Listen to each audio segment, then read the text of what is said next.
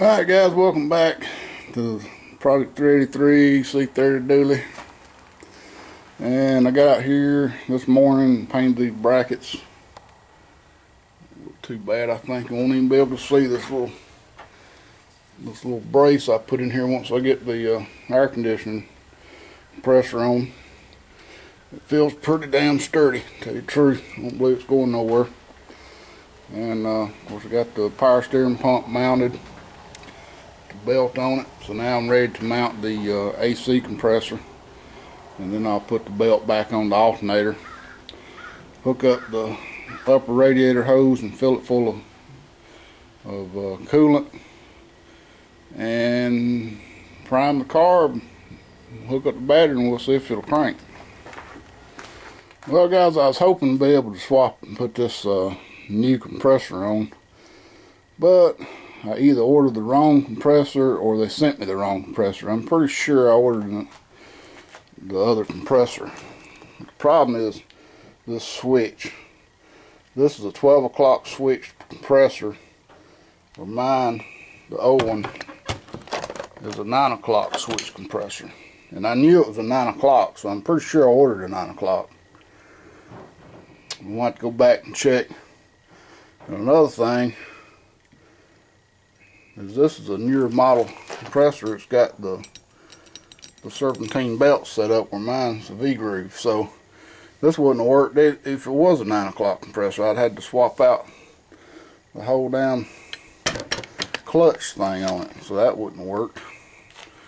So I've got to order the right compressor, and hopefully they'll give my money back on this one. Kind of a pain. That's what happens when you buy on eBay, though. You know, you have to assume that what they say is true, and clearly it wouldn't. So, alright, well, we're gonna go ahead and hook up the alternator. I got the bracket painted for it, but I guess I'll wait. We'll hook up the alternator and go ahead and get some coolant in there. Alright guys, got the shroud and all hooked up, and hose on, coolant's filled, but I'm going to put the inner fender and outer fender on that side where I have my battery box, because my battery cables is not long enough to reach either to the tire or to the top of the core support. So we'll put that on. That's going to take a little while, and put some gas in it and get her going. Alright guys, get everything back on here. And I got her primed up, and we're about ready to start. We'll try to start. Start her!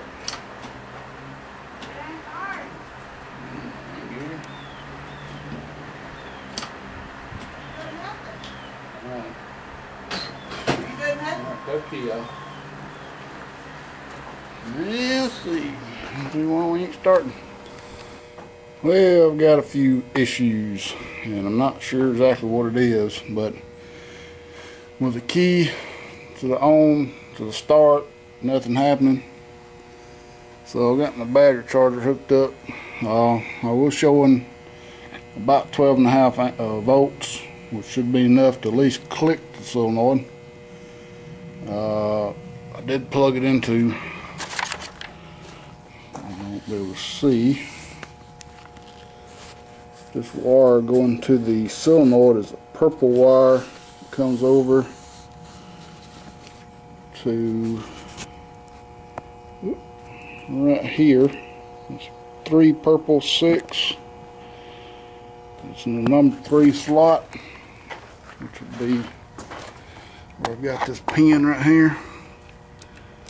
And this purple wire, you can see it's purple, and then it kind of fades a little bit to pink. But anyway, when I had it up here, using it as a test light, and when I turned the key to start, it did light up the 5 and the 12, but it didn't light up the 12 and a half, the 3.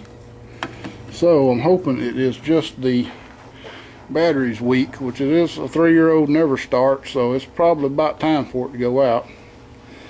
And that starter that I put back on here came off here. Looked like a good clean rebuilt starter, and it was working fine, so I don't have any reason to believe it wouldn't work again. But it could be something damaged at some time or another. But I always rule out the easiest thing first, which is the battery, and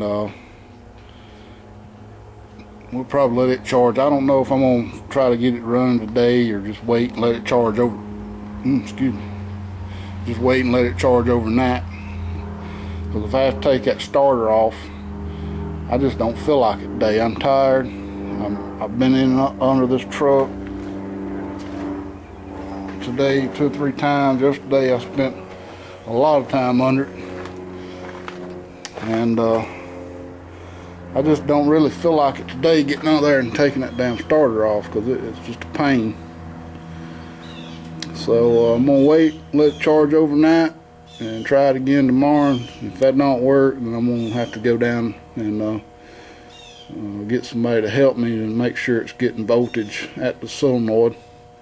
I've got power up here on this block, so I know that those wires are hooked up right. I see the battery cable's hooked up good. The solenoid's hooked up. So the only thing it could be is the battery or the starter. We'll get it figured out tomorrow.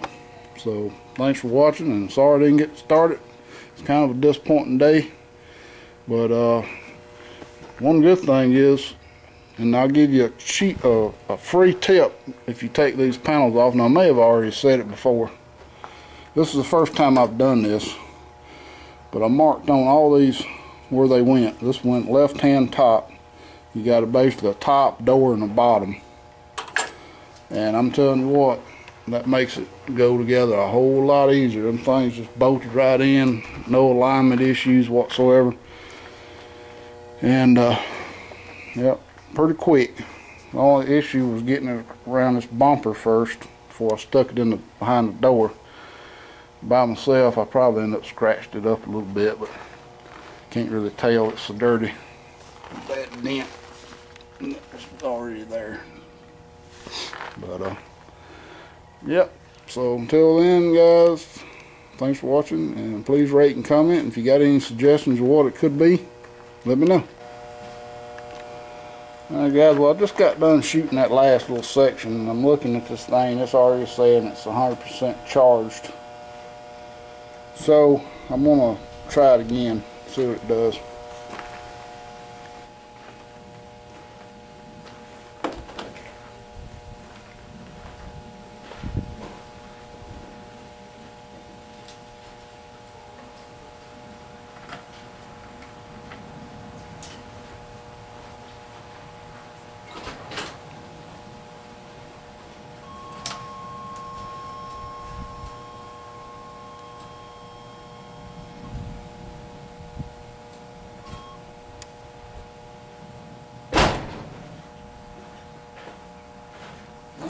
Well, we can rule out the battery.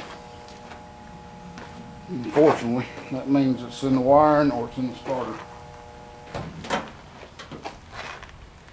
The battery is showing good, full charge. So that's going to mean that either I've got an issue with the solenoid on that starter, or a bad starter, or no ground on it, or something. Can't have see why it wouldn't have a ground, because there's a ground clamp right there on top of that bracket, so that's grounding the whole motor. And this